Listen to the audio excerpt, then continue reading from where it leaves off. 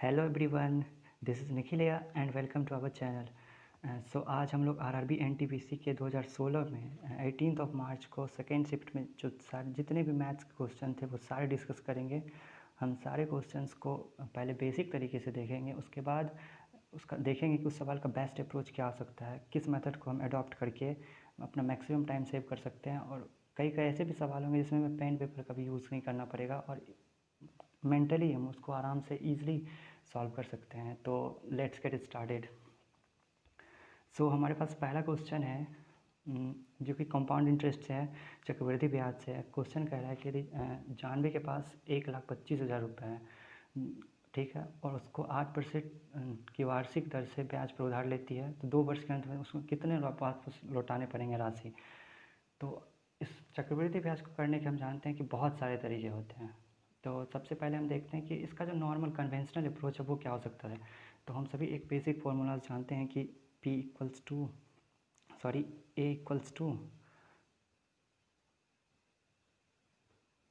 P into 1 + R/100 to the power n।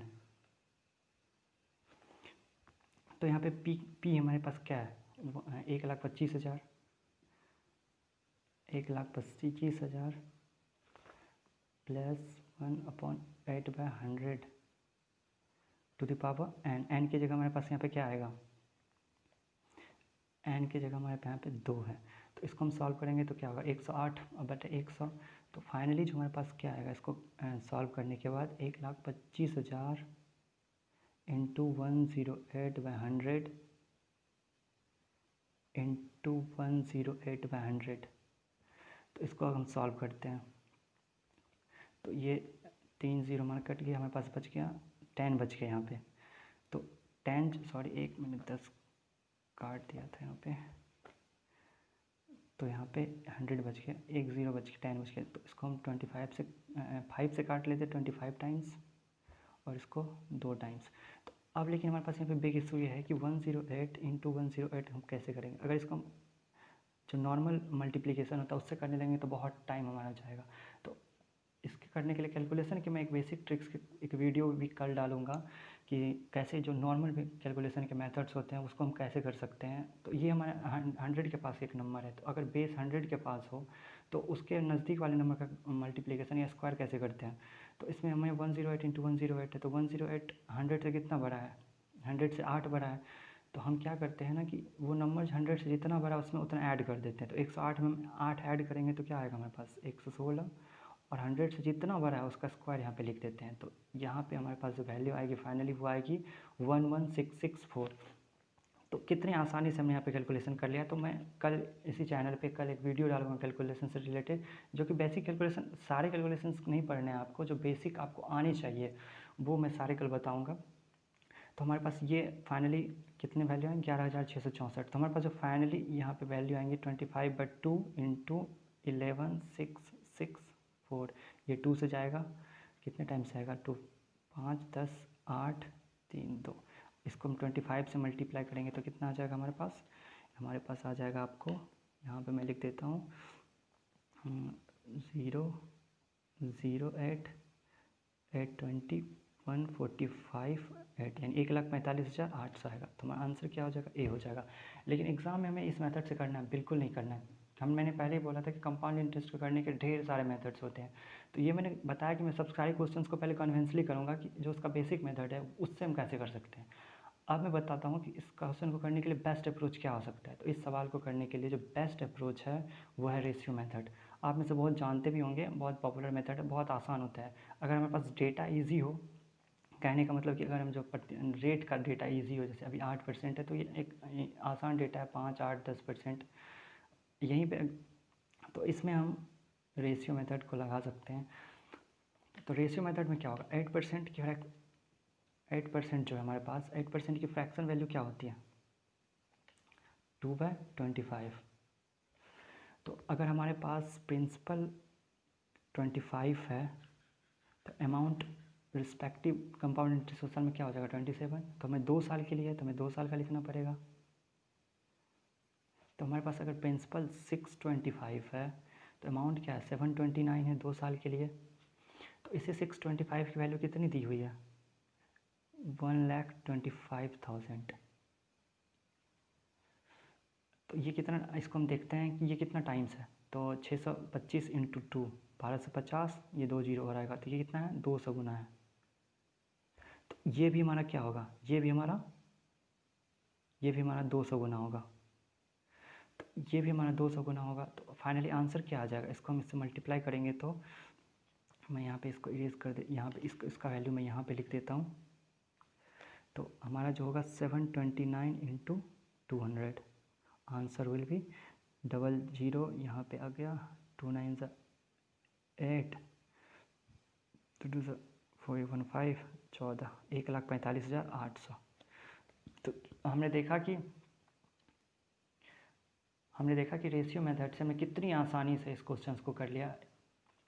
और हमने पहले देखा था कि जो बेसिक मेथड है फॉर्मूला A=P×1+R/100e⁴n, उससे हमें कितना टाइम लगा। तो इस रेशियो मेथड से करके हम बहुत सारा टाइम बचा सकते हैं। इस सवाल को करने के एक और तरीके हो सकते हैं, 2 तरीके और एक्चुअली हो सकते हैं, एक ट्री मेथड और एक सक्सेसिव परसेंटेज इंक्रीज। तो मैं ट्री मेथड इस सवाल को करने के लिए नहीं बताऊँगा, क्योंकि ये डेटा नॉर्मल है और आसानी से अगर रेशियो मेथड से हो रहा है तो क्यों इस पर ट्री मेथड लगाना। एक और इसके लिए एक आसान मेथड हो सकता है, वो होगा सक्सेसिव परसेंटेज इंक्रीज। वो भी मैं आपको बताता हूँ वो कैसे होता है। आई होप कि आप सभी को समझ में आ रहा होगा। अगर नहीं आ रहा है तो मैं इस चैनल पर कंपाउंड इंटरेस्ट से रिलेटेड वीडियोस डालूंगा। आप प्लीज़ इस चैनल को सब्सक्राइब कर लें और बेल आइकन को दबा लें, ताकि मैं जो नेक्स्ट वीडियोस डालूँ, जो भी इंपॉर्टेंट वीडियोस डालूँ, वो आप तक पहुंच सके ईजिली। तो मैं अब बताने वाला था कि सक्सेसिव परसेंट इंक्रीज से क्या बताऊँ। चक्रवृद्धि ब्याज होता है, कंपाउंड इंटरेस्ट कुछ नहीं होता, वो percentage increase, successive percentage increase होता है। सक्सेसिव परसेंटेज इंक्रीज़ को हिंदी में बोलते हैं क्रमागत प्रतिशत में वृद्धि जो होता है। मान के चलिए अगर हमारे पास x% है पहले साल, दूसरे साल है y%। अगर ये इसको हम सक्सेसिवली बढ़ाते हैं तो उसका हमें फार्मूला आपको पता होगा, सभी को पता होगा। परसेंटेज चेंज होता है वो होता है x+y+x/y/100। तो ये सेम यही कॉन्सेप्ट हम लगाने वाले हैं इस सवाल में। कैसे लगाएंगे चलिए देखते हैं। हमारे पास जो रेट है वो क्या है? रेट जो हमारे पास है वो है R%। ठीक है, तो अब क्या होगा कि ये 2 साल के लिए है, तो 2 साल के लिए 8% का सक्सेसिव चेंज कैसे होगा? 8% प्लस 8% प्लस 8 इंटू 8/100। मैंने अभी तुरंत फार्मूला बताया था कि कैसे इसको निकालते हैं। तो ये हमारा फाइनली क्या हो जाएगा? 16 प्लस 0.64। तो ये हमारा क्या आ जाएगा? 16.64%। तो अब जो हमारे पास है वो ये क्या है? हमारा कंपाउंड इंटरेस्ट। अगर हमारे पास 100% प्रिंसिपल जो है हमारे पास, वो अगर 100% है और हमें कंपाउंड इंटरेस्ट 16.64% मिल रहा है, तो हमारे पास अमाउंट क्या होगा? अमाउंट हम जानते हैं कि प्रिंसिपल प्लस कंपाउंड इंटरेस्ट होता है। तो ये हमारे पास अमाउंट क्या हो जाएगा? 116.64% हो जाएगा। तो 116.64% जो ये अमाउंट है, कहने का मतलब है कि हमारे पास जो 100% की वैल्यू 1,25,000 है, 1,25,000, मैं इसको इरेज कर देता हूँ, इरेज कर देता हूँ। तो हमारे पास कहने का मतलब है कि 100% अगर 1,25,000 है तो 1,00,000 अमाउंट के लिए मैं क्या करना होगा? 1,25,000 का 116.64% निकालना है। और आप इसको निकालोगे तो आपको यही वैल्यू आएगा, निकाल के देख लेना। तो मैंने अभी इस क्वेश्चन को करने के 3 तरीके बताए। सबसे पहले जो बेसिक फार्मूला मेथड से बताया, उसके बाद मैंने आपको रेशियो मेथड से बताया, और उसके बाद मैंने सक्सेसिव परसेंटेज चेंज से बताया। तो इस तीनों मेथड में आप देख लो कि पहले का तो नहीं यूज़ करना है क्योंकि वो बहुत लेंदी हो जाता है। दूसरा मेथड सही है बिल्कुल, जो डेटा दिया हुआ लग ही रहा है कि उसको उन्होंने रेशियो मेथड के लिए बनाया था क्वेश्चन को, कि ये रेशियो मेथड से ईजिली हो जाएगा। और इसको हम इससे भी कर सकते हैं, सक्सेसिव परसेंटेज इंक्रीज से भी कर सकते हैं। और एक और मेथड है ट्री मेथड, लेकिन वो लेंदी हो जाएगा तो वो बताने का कोई फ़ायदा नहीं है। आपको जो इस क्वेश्चन का बेस्ट अप्रोच होगा वो होगा रेशियो मेथड, क्योंकि डेटा ईजिली सॉल्वेबल है उससे। ये भी सही है लेकिन इसमें थोड़ा परसेंटेज का लफड़ा आता है, तो वो अगर आपकी परसेंटेज पे कमांड है तो आप इससे भी आसानी से कर सकते हो, बहुत जल्दी कर सकते हो। सो आई होप कि आपको ये मेथड पसंद आया होगा और आपको समझ भी आया होगा कि मैंने कैसे कैसे किया। अगर आपको समझ में नहीं आया है तो मैं बता रहा हूँ कि मैं कंपाउंड इंटरेस्ट का पूरे अच्छे से डिटेल कॉन्सेप्ट के साथ एक वीडियो लाऊंगा, तो आप इस चैनल को सब्सक्राइब कर लो ताकि आपको वो वीडियो आप तक आसानी से पहुँच सके, और बेल आइकन को दबाना मत भूलिएगा। तो नेक्स्ट क्वेश्चन देखते हैं कि बोल रहा है कि एक बस 1 घंटे में 12.2/5 की दूरी तय कर सकती है, तो वो 2.3.4 घंटे में कितनी दूरी तय करेगा। तो बहुत ही आसान सवाल, कुछ भी नहीं है, एक बेसिक मल्टीप्लिकेशन का सवाल है, तो इसको करते हैं। इसमें तो इसमें क्या बेसिक और क्या बेस्ट अप्रोच, ये तो मल्टीप्लिकेशन का एक सवाल है। बोल रहा है कि 1 घंटे में, ठीक है, इसको 1 आवर में ये 12.2/5 किलोमीटर जाता है, ठीक है। इसने यहाँ पे किलोमीटर नहीं लिखा है, ठीक है, सॉरी मेरे यहाँ पे प्रिंटिंग मिस्टेक है, लेकिन किलोमीटर ऑप्शन में तो इसे हम बोल सकते हैं यहाँ पे किलोमीटर है। तो इसको सॉल्व करने के बाद क्या आएगा हमारा 62/5। हमें पूछ कितना मेरा है 4 दूना 8 3 11/4 आवर में, तो इससे क्या करेंगे, मल्टीप्लाई करेंगे। सिंपली एक मल्टीप्लिकेशन का क्वेश्चन है ये, और कुछ नहीं है। तो यहाँ पे क्या हो जाएगा, ये 31 टाइम्स 31 गुना और ये 2 टाइम्स, तो यहाँ पे क्या हो जाएगा हमारा 31 गुना 11/10। तो यहाँ पे क्या हो जाएगा हमारा 31 गुना 11 1 33 1 34 341/10। तो आंसर जो होगा हमारा क्या होगा 34 × 1 किलोमीटर। ये बेसिक सवाल था, एक मल्टीप्लिकेशन का क्वेश्चन था, इसमें कुछ नहीं था। तो इसको आपको ऐसे ही करना है, इसका और कोई एक मेथड दूसरा मेथड नहीं हो सकता। और इसमें आप यूनिट डिजिट मेथड भी नहीं लगा सकते, इकाई स्थान जो हम चेक करते वो भी नहीं लगा सकते, क्योंकि यहाँ पे हमें डेसिमल दिया हुआ है, डेसिमल में आंसर दिया हुआ है इसलिए।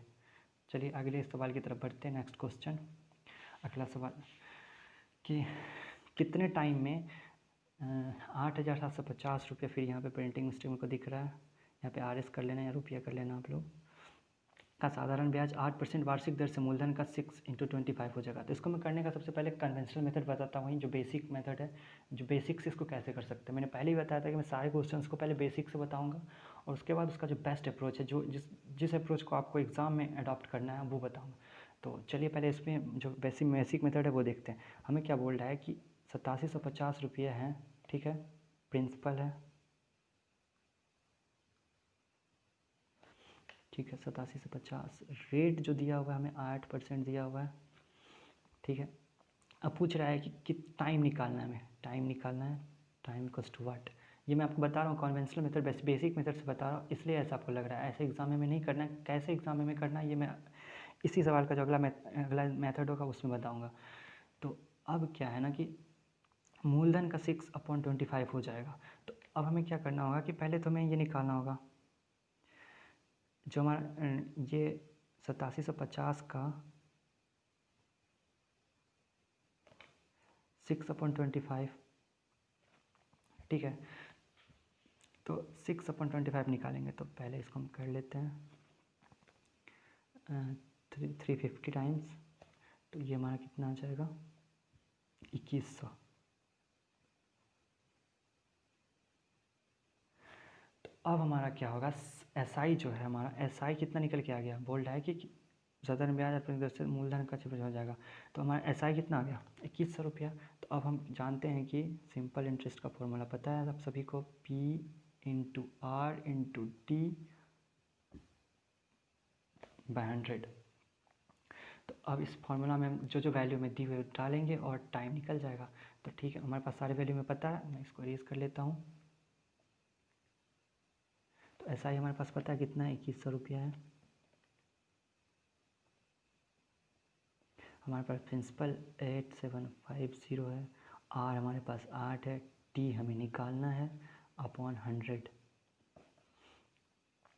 तो इसमें ये कट गया, मैं इसको भी रेज कर लेता हूँ ताकि सॉरी। तो अब हमारे पास ये 100 कैंसिल आउट हो गया, ठीक है। तो हमारे पास बचा 2100 × 10 अपॉन 875 × 8 T की वैल्यू है। तो अगर हम इसको सॉल्व करते हैं तो हमारे पास क्या आएगा, इसको हम 25 से सॉल्व कर लेते हैं, ठीक है, 35 टाइम्स, और ये 25 से सॉल्व करेंगे तो 8 4 टाइम्स 12 टाइम्स 5 टाइम्स 120/40, तो ये t इक्वल्स टू क्या आ गया हमारे पास, 3 आ गया, 3 ईयर्स। तो हमारा आंसर जो होगा वो 3 ईयर्स होगा। ये हमारा कन्वेंशनल मेथड हुआ। अब हम इस सवाल को एग्ज़ाम में कैसे करेंगे वो देखते हैं, ठीक है। एग्ज़ाम में आप देखेंगे इस सवाल को हम बिना पेन उठाए भी कर सकते हैं, कोई पेन या पेपर की ज़रूरत नहीं पड़ेगी। हमें दिया हुआ है ना, ठीक है, हमारे पास क्या दिया हुआ है कि हमारे पास 6 × 25 दिया हुआ है, ओके, 6 × 25 दिया हुआ है। तो ये हमें दिया हुआ है, प्रिंसिपल है, और हमारे पास ये क्या है, ऐसा ही है, कोई दिक्कत नहीं, कोई कष्ट नहीं ना। अब देखो हमारा क्या करना है, अब हमें बोल रहा है कि 25 तो हमारे पास प्रिंसिपल है और 6 जो है हमारे पास SI है। तो ये जो 6 है 25 का कितना परसेंट है, अगर हम ये निकाल लें और वो जितना परसेंट होगा, और 1 साल का सिंपल इंटरेस्ट 8% है, तो उससे हम आंसर निकाल लेंगे। तो हम जानते हैं कि 25 का जो 6 है वो कितना परसेंट है, ये कितना परसेंट है, 25%। आप बोलोगे कैसे है, तो 6/25 इसको 100 से मल्टीप्लाई करेंगे तो 4 टाइम्स कट जाएगा, तो कितना आया, 24% आ गया। तो अब हमें कह रहा है कि 25 हमारे पास प्रिंसिपल, अभी इससे हमें कुछ लेना देना ही अभी नहीं है इस मेथड में, क्योंकि हम अब ये क्लियरली मेंशन किया हुआ है कि 6/25, अगर 25 हमारा प्रिंसिपल है तो 6 SI है, तो हमें कितना परसेंट है, 24% का SI मिल रहा है। तो लेकिन 1 साल में कितना मिल रहा है, 1 साल में हमें 8% मिल रहा है, तो 3 साल के लिए कितना होगा, 3 साल में हमें 24% मिलेगा। क्लियर है, तो आंसर जो होगा 3 साल होगा। तो इस सवाल को हम आपने देखा कि बिना पेन का यूज़ किए हैं, कि हम जानते हैं कि 25 का 6 कितना होगा, 24% होगा, 24 पर 1% 8, 1 साल में 8% लग रहा है, तो 24% कितने साल में लगेगा, 3 साल में लगेगा। तो बिना हम पेन पेपर का यूज़ किए हुए भी इस सवाल को आसानी से कर सकते थे। तो आई होप कि आपको समझ में आया होगा। सो अगले क्वेश्चन, 100 मिलियन किसके बराबर, एक और बहुत ही आसान सवाल है, ये बस आप देखते ही इसको आंसर टिक कर सकते हो, ठीक है, कि 10 करोड़ होगा। कैसे होगा, कि हमें पता है, आप सभी देखते होंगे कि यूट्यूब पे 1 मिलियन व्यूज़ के पीछे सभी भागते रहते हैं। तो 1 मिलियन इक्वल्स टू कितना होता है, 1 मिलियन इक्वल्स टू होता है 10 lakhs, मतलब 10 लाख। तो 1 मिलियन बराबर 10 लाख है, तो हमें पूछ कितना रहा है, 100 मिलियन। तो 100 मिलियन बराबर पूछ रहा है, तो 10 मिलियन बराबर कितना होगा, 1 करोड़। तो हमें 100 मिलियन बराबर क्या होगा, 10 करोड़। बस आंसर हो गया। इस सवाल में कुछ नहीं था, ये भी एक सिंपल सा मल्टीप्लिकेशन का क्वेश्चन है कि 1 मिलियन हमें पता है 10 लाख होता है, तो 10 मिलियन कितना होगा, 1 करोड़ होगा। तो 100 मिलियन कितना होगा, 10 करोड़ होगा। चलिए नेक्स्ट क्वेश्चन की तरफ बढ़ते हैं। एक और आसान क्वेश्चन, ये एक ट्रिपलेट, सिंपल ट्रिपलेट का क्वेश्चन है, कि बोला जा रहा है कि PQ, यहाँ पे एक मैं आपको दिखा रहा हूँ कि ट्रायंगल यहाँ पे नहीं आ रहा शेप में, कि PQR एक ट्रायंगल है जिसमें कि PQ में 6 दिया हुआ है, QR 8 दिया हुआ है, PQR 90 डिग्री है, 90 डिग्री है, तो PR की वैल्यू पूछ रहा है। तो हमें पता है पाइथागोरस थ्योरम से कि PR square equals to PQ square plus QR square. तो और PR equals to under root PQ square plus QR square.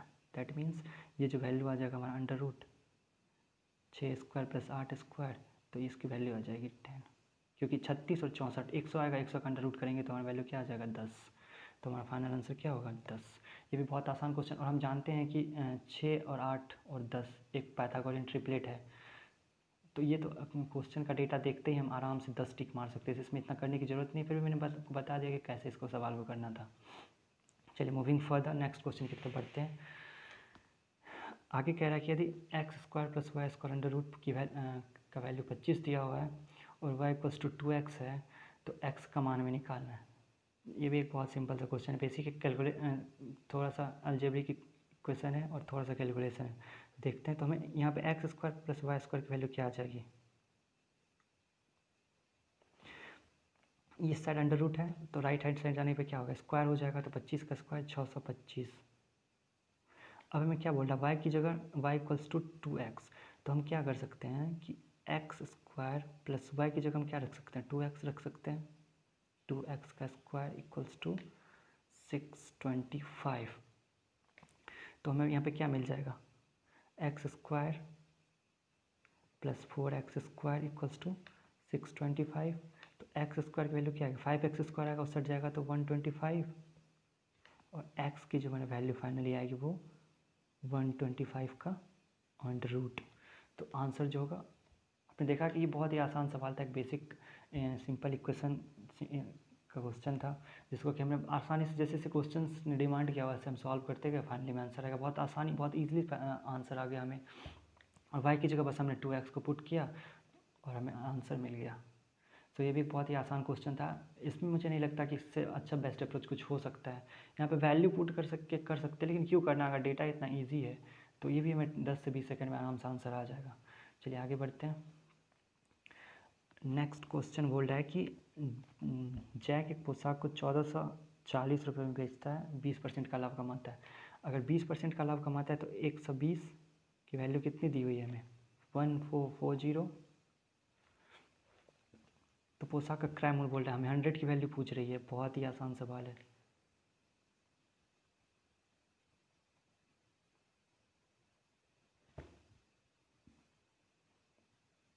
Sorry यहाँ पे नीचे में 120 आएगा क्योंकि 120 की वैल्यू 41440 दिया हुआ है। इसको सही कर देता हूँ कि 120 की वैल्यू है 1440 और 100 का वैल्यू पूछ रहा है, तो 1440 अपॉन 120 इंटू 100, 12 ज़ा 144। तो मैं फाइनली जो आंसर आएगा 1200। बहुत ही आसान सवाल था, एक प्रॉफिट एंड लॉस का एक बेसिक सवाल जो होता है कि हमें 1440 दिया हुआ है, ठीक है, विक्रय मूल्य दिया हुआ है, ठीक है, और हमें क्रय मूल्य निकालना है। तो हमने 20% का लाभ कमाता है, तो अगर 100 हमने मान के चला कि CP 100 है, तो 120 हमारा क्या हो जाएगा, विक्रय मूल्य हो जाएगा। तो 120 की वैल्यू 1440 दी हुई है, तो यहीं पे हम काट सकते थे, 12 ज़ा 144, तो एक की वैल्यू 12 है तो 100 की वैल्यू 1200 होगी। ये भी एक बेसिक सा सवाल था, बहुत आसान सा। सो आई होप कि आपको समझ में आ गया होगा। सो नेक्स्ट क्वेश्चन की तरफ बढ़ते हैं। सो अवर नेक्स्ट क्वेश्चन इज कि बालू, बेंजामिन और बाबर, बहुत इंटरेस्टिंग ना आंसर है। बालू, बेंजामिन और बाबर का औसत अंक 80 है और बेंजामिन और बाबर का औसत अंक 85 है, तो बालू का अंक ज्ञात करें। ये भी एवरेज का एक बहुत ही आसान सा सवाल है। इसको मैं पहले आपको दो तरीके से बताऊंगा कि पहले बेसिक तरीके से कैसे कर सकते हैं और दूसरा बिना पेन पेपर उठाए कैसे कर सकते हैं। एवरेज का मैक्सिमम सवाल जो होता है ना, आप बिना पेन उठाए, एवरेज लोगों को लगता है कि बहुत टफ, बहुत कैलकुलेशन होता है, लेकिन अगर एवरेज में आप डेविएशन सीख लेते हो, डेविएशन से कैसे करना है और कि कैसे कितना इंक्रीमेंट हो रहा है, कितना डिक्रीमेंट हो रहा है, उसको एवरेज से कंपेयर कर सकते हो, तो आप बिना पेन पेपर उठाए मैक्सिमम, मैं ऐसा नहीं बोल रहा कि सारे, लेकिन आप मोर देन 70% क्वेश्चन को कर सकते हो ईजिली माइंड कैलकुलेशन से। तो इसको हम बेसिक मेथड से पहले देखेंगे कि बालू, बेंजामिन और बाबर का औसत अंक 80 बोल रहा है। तो बालू, मैं इसको बालू बेंजामिन को बेंजामिन लिखता हूँ BE प्लस बाबर को BU लिखता हूँ, ठीक है। इसका औसत अंक 80 है, तो औसत अंक अगर 80 है तो इन तीनों का सम क्या होगा, ये अपॉन 3 इक्वल्स टू क्या होगा, 80 होगा ना। तो अब हम क्या कर सकते हैं कि इस 3 को सेट मल्टीप्लाई कर सकते हैं। तो इस 3 को मल्टीप्लाई करेंगे तो ये क्या आ जाएगा, 240 आ जाएगा। चलिए मैं यहाँ पे लिख दे रहा हूँ, 240 आ गया। अब क्या कह रहा है ना कि बेंजामिन और बाबर का औसत अंक 85 है, इस दोनों का औसत अंक 85 है, मतलब क्या कि इस दोनों का जो सम होगा, दोनों के अंकों का सम होगा वो कितना होगा, 85 इंटू 2 170।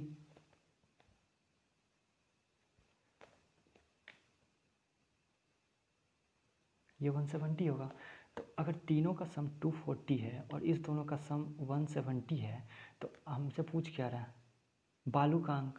तो बालू का अंक क्या होगा, 240 माइनस 170, 70 होगा। ये भी एक सिंपल सा क्वेश्चन था एवरेज का, जिसको हम आसानी से सॉल्व कर सकते थे। अब मैं आपको बताता हूँ कि बिना पेन पेपर का यूज़ किए हम इसको कैसे कर सकते थे, ठीक है। पहले मैं इसको इरेज कर देता हूँ।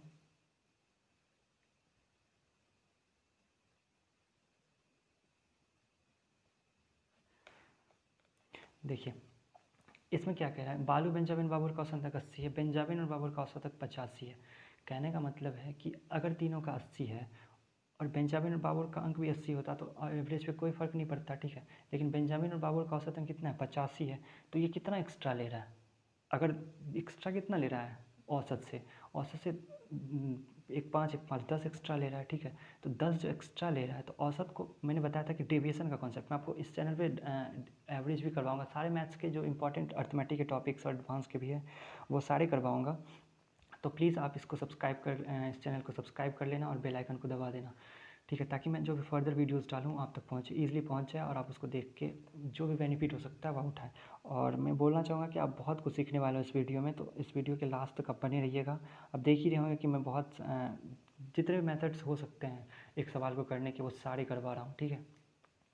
तो यहाँ पे मैंने क्या बताया कि अगर तीनों का औसत 80 है और बेंजामिन और बाबर का औसत अंक 85 है तो दोनों कितना एक्स्ट्रा लेके गया, 5 एक्स्ट्रा लेके गया, मतलब 10 एक्स्ट्रा लेके गया है। तो 10 एक्स्ट्रा जो लेके गया है तो एवरेज डेविएशन वो होता है ना कि जो हमारा एवरेज होता है, ठीक है, एवरेज से हमारा कितना फ्लक्चुएट कर रही है वैल्यू, उसी को डेविएशन बोलते हैं। और सम ऑफ द डेविएशन होता है, क्योंकि एक को ज़्यादा वैल्यू लेके जाएगा, कोई कम वैल्यू लेके आएगा, तो ओवरऑल जो बैलेंस सम होता है, ओवरऑल सम जो होता है वो जीरो हो जाता है अगर हम जो एवरेज है उसके अकॉर्डिंग सारे डेविएशंस को ऐड करते हैं। तो हमें क्या दिखा रहा है कि हम एवरेज दिया, हमें पता है एवरेज 80 है और दो जो है 85 लेके गया, 5 पर ज़्यादा लेके गया तो प्लस 10 का सर क्या हो गया, प्लस 10 ज़्यादा लेके चला गया, मान के चले अगर चला जाता तो वो इस क्या होगा, इसको किस में से लेके गया होगा, इसमें से लेके गया होगा। तो इसमें से लेके गया होगा तो इसके पास कितना बचा बालू के पास, इसका मतलब है अगर तीनों का 80 है और ये दोनों प्लस 5 लेके गए हैं तो मैंने क्या बताया था कि डेविएशन बैलेंस होना चाहिए, यानी कि अगर इस दोनों ने +10 क्रिएट किया है तो यहाँ पे ये -10 क्रिएट करेगा तभी डेविएशन 0 होगा। तो इसका मतलब है बालू के पास 70 है तभी तो वो 80 से -10 है और इस दोनों को बैलेंस कर रहा है और फाइनली 0 आ जाएगा मीन के अकॉर्डिंग अगर हम डेविएशन का सम लेंगे तो इसमें हम बिना पेन उठाए भी इसको डायरेक्ट देख के सोच सकते थे कि 85 +5 +5 10 का +10 प्लस में आ रहा है तो डेविएशन को बैलेंस करने के लिए -10 हमें लाना पड़ेगा। तो बालू का क्या होगा, 10 कम होगा तभी तो एवरेज होगा वो 80 होगा। मान के चलिए अगर बोलता कि 4 आदमी और बालू भी 5 लेके गया है तो क्या होगा, अगर 80 है तो 15 एक्स्ट्रा चला गया, ठीक है, 15 माइनस करना होगा तो वो चौथा जो होगा, चौथा के पास कितना होगा, 65 बचेगा, ठीक है। तो इस सवाल में 3 ही दिया हुआ है तो आंसर क्या होगा, 70 होगा, ठीक है। आई होप कि आपको समझ में आ गया होगा। So moving further next question की तरफ चलते हैं।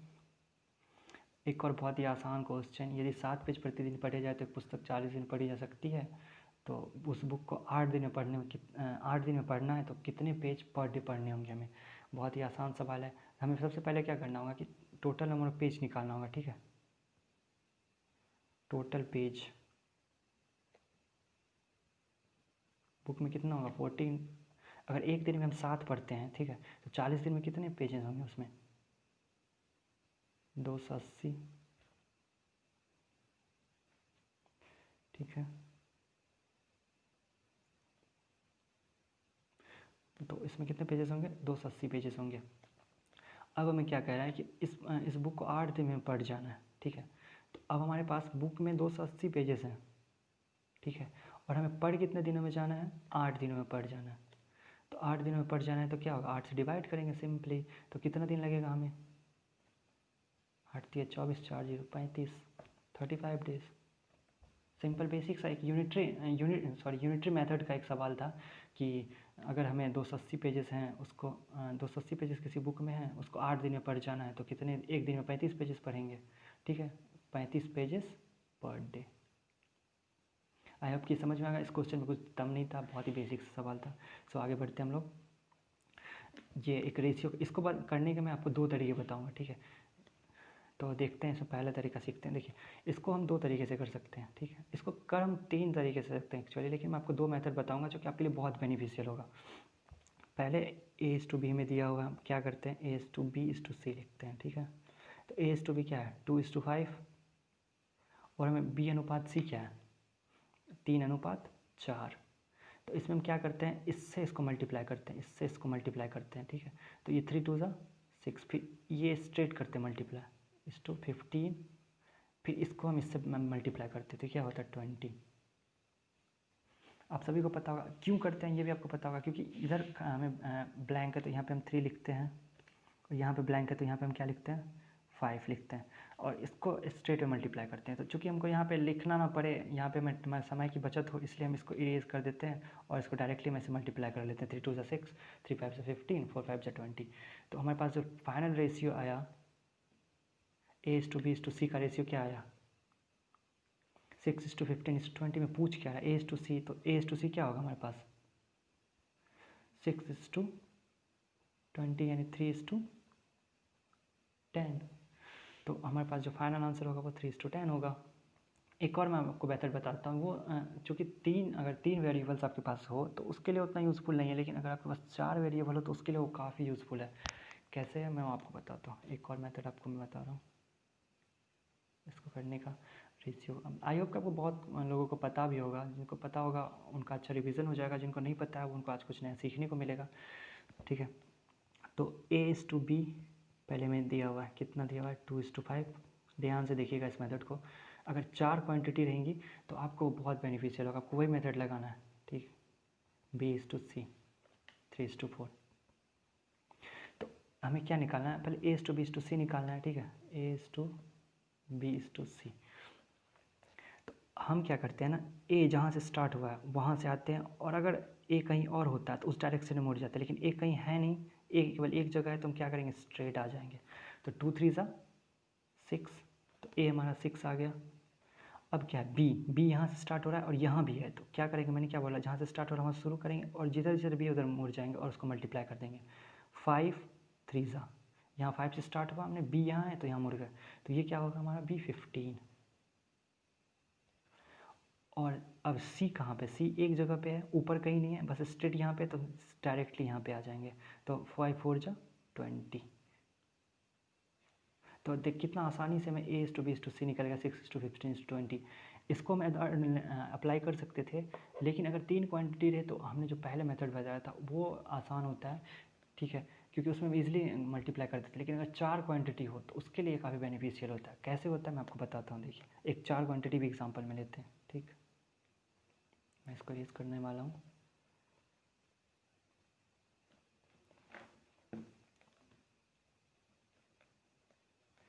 देखिए, मान के चलिए हमारे पास A/B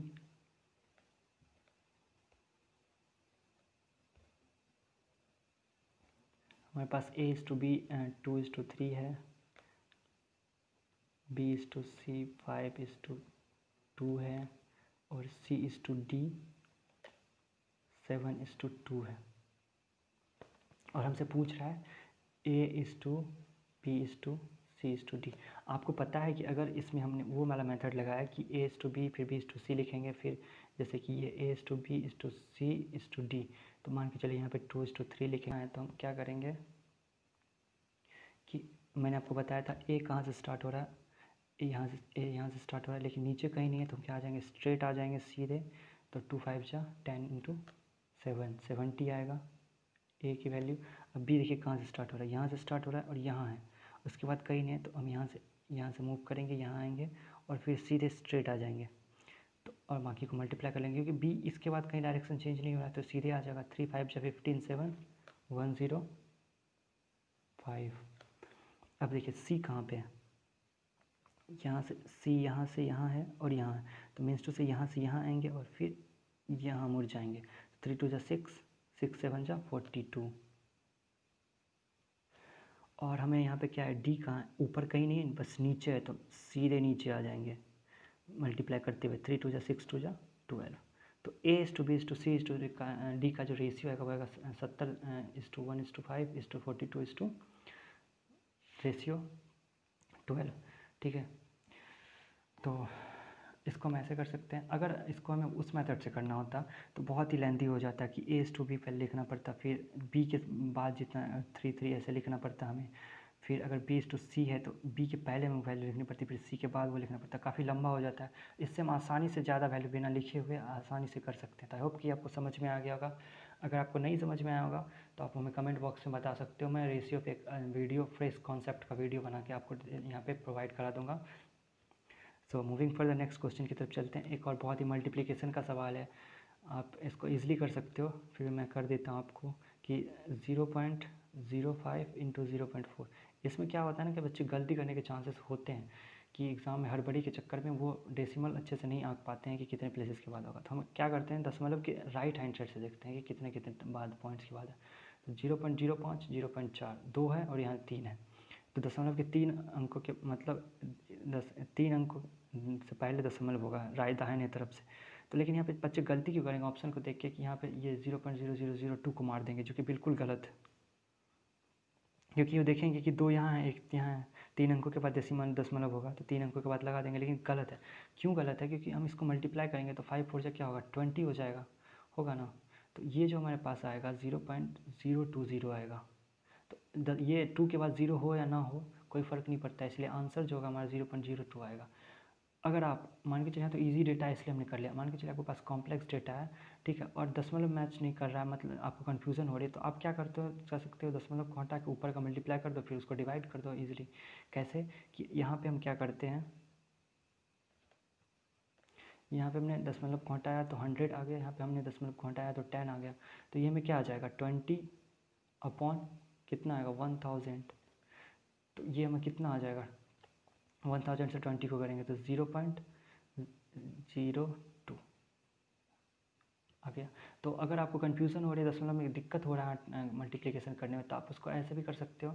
लेकिन आपको देखना है कि कितने पॉइंट्स के बाद दशमलव है और उसकी वैल्यू क्या है। यहाँ पे जैसे कि 0.20 आ रही है वैल्यू, तो इसका एक्चुअल आंसर 0.20 होना चाहिए था, 0.020 सॉरी 0.020। लेकिन यहाँ पे 2 के बाद हम 0 कितना भी लिखे या नहीं लिखे कोई फ़र्क नहीं पड़ता, इसलिए एग्जामिनर ने चालाकी किया 0.02 लिया और दशमलव के 3 अंकों के बाद भी एक ऑप्शन दे दिया। बहुत सारे बच्चों ने इसको टिक कर दिया होगा, जो कि बिल्कुल गलत है। तो दशमलव के मल्टीप्लिकेशन में हमेशा ध्यान देना। अगर आपको फिर भी कन्फ्यूज़न हो रहा है इसको गुणा करने में, तो आप सिंपली दशमलव को हटा दो, फिर फाइनल आंसर जितना आएगा उसको नीचे वाली संख्या डिनोमिनेटर से डिवाइड करके फाइनल आंसर निकाल लो। मूविंग फर्दर अगले क्वेश्चन की तरफ बढ़ते हैं। अगला क्वेश्चन कह रहा है कि एक बेसिक सा सवाल, आपको सभी को पता होगा कि LCM into HCF equals to, मैं लिख दे रहा हूँ, LCM into HCF equals to first number into second number. हमारे पास एलसीएम कितना दिया हुआ है 9, एक बेसिक फार्मूला पे सवाल है। एचसीएफ कितना दिया हुआ है, सॉरी एलसीएम दिया हुआ है 360 और एचसीएफ दिया हुआ है 9, ठीक है, कोई सी नहीं, मल्टीप्लिकेशन में चलता है इतना। 5x इंटू 8x, तो क्या आ जाएगा हमारा 40 है एक्स स्क्वायर यहाँ पे, और यहाँ पे कितना, तो हम क्या करते हैं कि इससे 9 टाइम्स कट जाएगा, तो एक्स स्क्वायर की वैल्यू क्या आ जाएगी हमारे पास 9, तो हमारे पास एक्स की वैल्यू क्या आ जाएगी और 9√3। एक आसान सा सवाल था, आई होप कि आपको, सॉरी एक्स स्क्वायर की वैल्यू 81 है, सॉरी यहाँ पे मेरे को दिक्कत, यहाँ पे मैंने ये एक्स स्क्वायर प्लस 9 ले लिया, यहाँ पे एक्स स्क्वायर की वैल्यू 9 इंटू 9 है, ये दोनों भी तो मल्टीप्लाई हो रहा है ना, तो इसलिए एक्स की वैल्यू क्या आ जाएगी, सेकेंड में इसको सही कर लेता हूँ, तो एक्स की वैल्यू क्या आ जाएगी 9, क्योंकि एक्स स्क्वायर यहाँ पे 40 से 9 टाइम्स 360 कट गया, तो 9:9 बचा, एक्स स्क्वायर की वैल्यू 9 इंटू 9, तो एक्स की वैल्यू क्या होगी 9 इंटू 9 का अंडर रूट, तो एक्स की वैल्यू 9 आएगी, तो फाइनल आंसर जो होगा वो 9 होगा। ठीक है, अगले सवाल एक सिंपल सा फॉर्मूला होता है कि LCM into HCF equals to first number into second number, उसी पे सवाल था। इसमें तो कोई इसका बेस्ट अप्रोच भी नहीं होगा, क्योंकि इसमें ना डेटा कुछ लेंथी है, ईजिली आ जा रहा है, तो हमें क्यों और दिमाग लगाना। नेक्स्ट क्वेश्चन बोल रहा है कि यदि ए 109 कार 2 लाख, सॉरी ये डेटा इतना बड़ा है, 2,64,89,71 रुपये में ख़रीदता है, तो एक कार का मूल्य कितना होगा। तो हम क्या करेंगे, यहाँ पे सिंपली कुछ नहीं करना है, हमें डिवाइड करना है, ठीक है।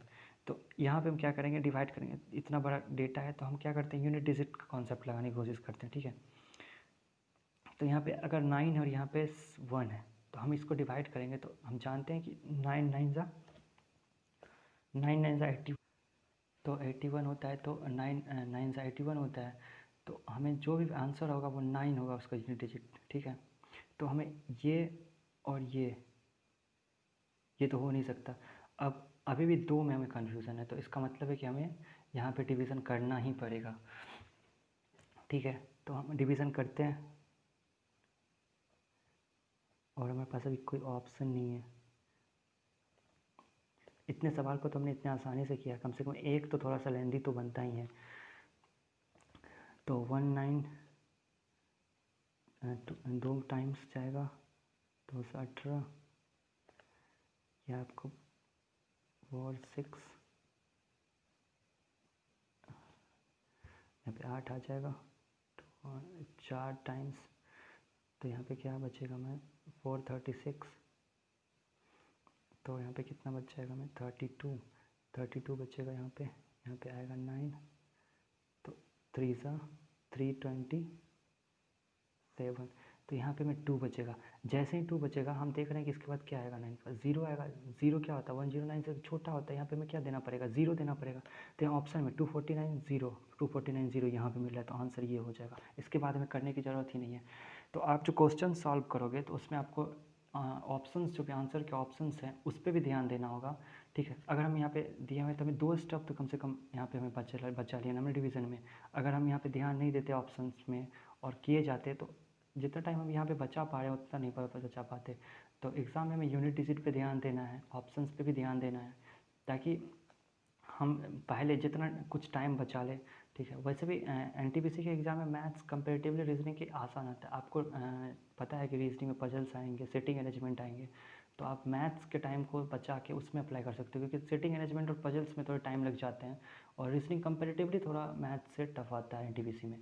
सो आपको रीजनिंग पे भी अच्छे से ध्यान देना। और मैथ्स ऐसा नहीं अनप्रिडिक्टेबल होता है। अगर आपका टीसीएस वेंडर बनता है तो ऑब्वियसली जितना आसान क्वेश्चन आप देख रहे हो इसमें, इससे थोड़ा अच्छा ही आएगा, अच्छे क्वालिटी का क्वेश्चन आएगा और वहाँ पे कैलकुलेशंस भी अच्छी रहेंगी, क्योंकि एसएससी का एग्ज़ाम जो टीसीएस अभी ले रही है उससे बहुत ज़्यादा कैलकुलेटिव पेपर है, आप सभी जानते ही हैं। तो अगले क्वेश्चन की तरफ बढ़ते हैं। नेक्स्ट क्वेश्चन बहुत ही आसान क्वेश्चन है, आप सभी को पता ही होगा। सबसे छोटी अभाज्य संख्या क्या होती है 2 होती है। इसमें ज़्यादा सोचना ही नहीं। अभाज्य संख्या किसको बोलते हैं, ऐसी संख्या जो खुद से और एक से कटती हो। एक अभाज्य नहीं है, एक ना ही अभाज्य है ना ही कंपोजिट नंबर है, ठीक है। एक ना ही प्राइम नंबर है ना ही कंपोजिट नंबर है। कंपोजिट नंबर उसको बोलते हैं कि जो कि एक से बड़ी ऐसी संख्या जो कि अभाज्य संख्या नहीं हो। तो सबसे स्मॉलेस्ट कंपोजिट नंबर 4 है।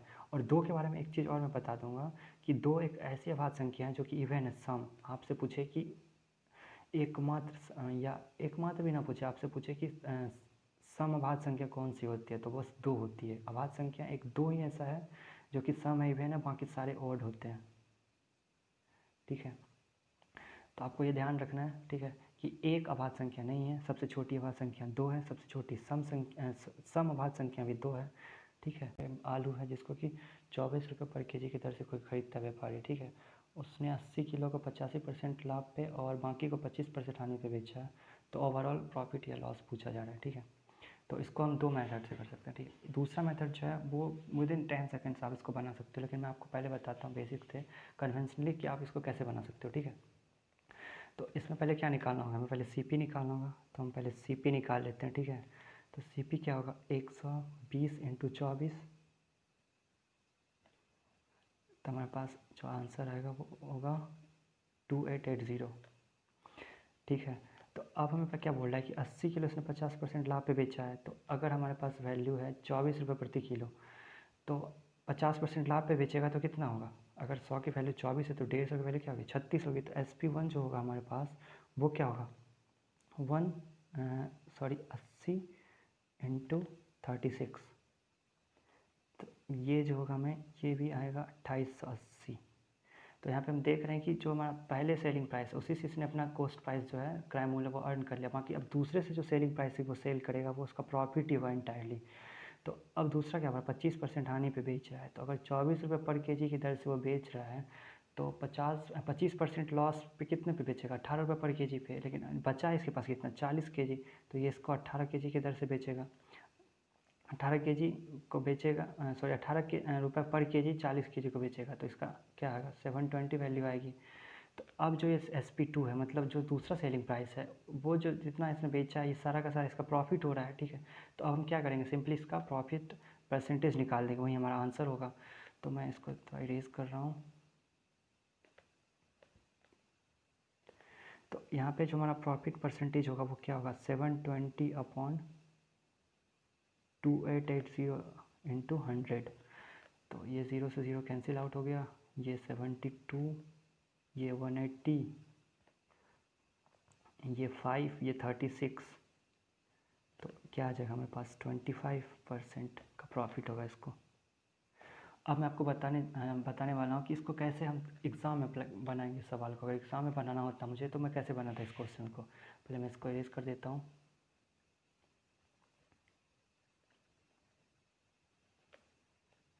एग्ज़ाम हमें क्या दिया हुआ है कि हमें 2 रेशियो एलिगेशन इसमें हम लगा सकते हैं, ठीक है। एलिगेशन आई होप कि आप सबको पता ही होगा, ठीक है।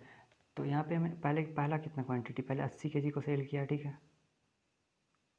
फिर 40 kg को सेल किया।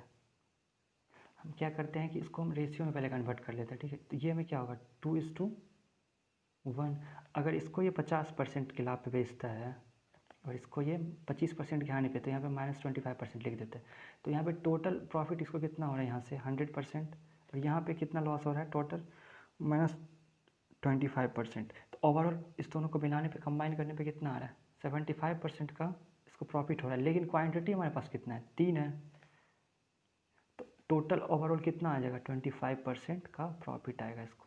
तो देखा कितने आसानी से इसको हम एग्जाम में कर सकते थे, ठीक है। और ये जो मैंने यहाँ पे किया है आपको पता है ये क्या है, ये है वेटेड एवरेज। आप सभी को ये पता होगा कि अगर कोई हमें 2 क्वांटिटी दी हुई है, ठीक है,